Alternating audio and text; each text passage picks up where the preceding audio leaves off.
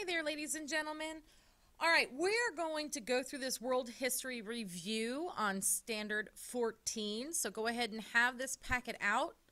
Notice that we have the word bank here at the top. So when we go through this, I'm going to verbally tell you the answers, and you are going to write them in the blanks. So let's go ahead and get started. All right. Independence movements in Asia. After World War II, dramatic political changes began to take place around the world.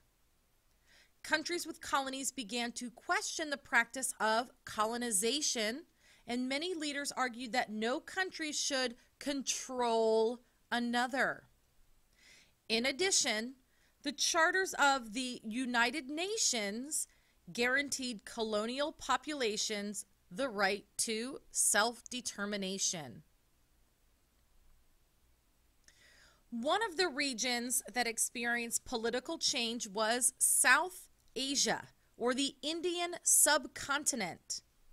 The British had ruled India for almost 2 centuries, and in 1939, the British committed India's armed forces to help fight in World War II.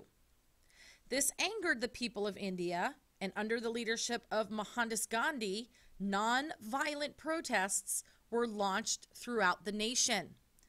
At the end of World War II, India continued its fight for independence. In addition to problems with Great Britain, India was also struggling with its own internal problems. India had long been home to 2 religious groups, the Hindus and the Muslims. When the British decided to hand over power to India, the question arose, who should receive the power? After a violent struggle between the religious groups, the British decided that a partition was the only way to create a safe and secure region. This was the term given to the division of India in separate Hindu and Muslim nations. All right, moving on. The results of the partition were the creation of the nation of Pakistan, where Muslims were to live, and the creation of an independent nation of India, where Hindus were to live.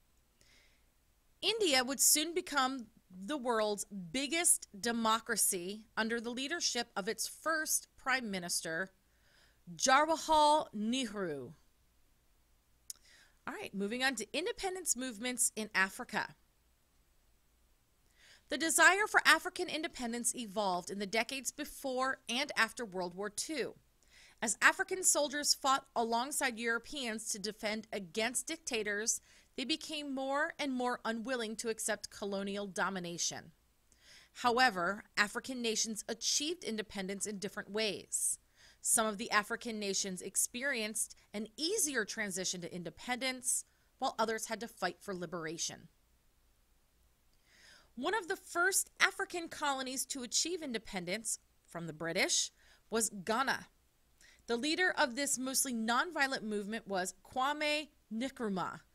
He spent most of his time pushing to improve schools, expand healthcare, and build new roads, but soon the programs proved to be too costly, and Ghana was eventually crippled under the weight of the projects.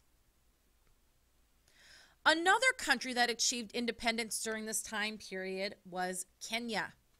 In contrast to Ghana, Kenya had to fight its way to independence. The strong leadership of Jomo Kenyatta propelled Kenya towards independence. Finally, the country of South Africa ended its system of apartheid, or a complete separation of races, in 1989. They elected a new president named F.W. de Klerk, and he helped to move the country away from isolation and released Nelson Mandela from prison. All right, ladies and gentlemen, that is the end of our Standard 14. Next class, you will be doing a quiz on Standard 14, so please make sure you go over all the answers to your readings, this review, look over the important people, and if you have any questions, please, please, please send me an email or come see me at your earliest convenience. All right, ladies and gentlemen, I will see you all on the flip side.